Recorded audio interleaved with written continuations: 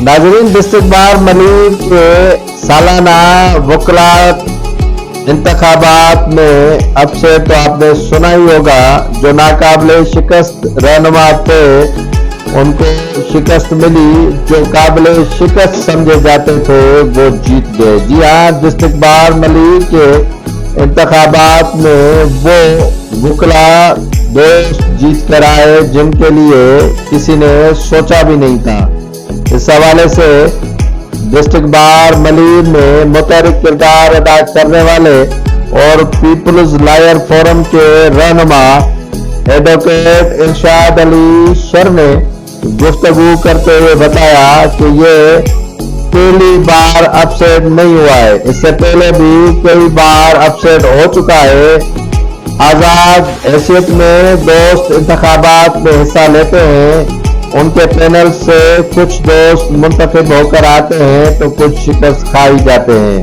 तमाम के तमाम पैनल्स यहाँ नहीं जीते हैं।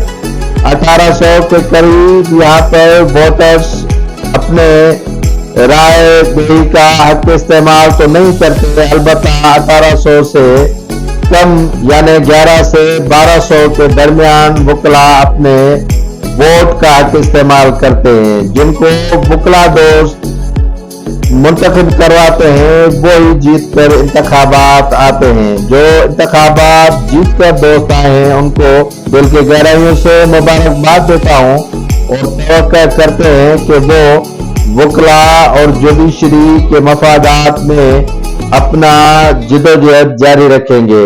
उनका मजीद कहना था कि सिंध के बार में ये मलिर बार एसोसिएशन एक मुनफरिद बार है जो दोस्त इंतखाबात में हिस्सा लेते हैं और जीत और हार के नताज आने के बाद एक दूसरे को झपिया पाकर मुबारकबाद भी देते हैं। एडवोकेट इरशाद अली शर ने मजीद कहा कि जो दोस्त जीत कर आए हैं उनसे तवक्को यही की जा रही है कि वो वकला के लिए जदोजहद जारी रखेंगे।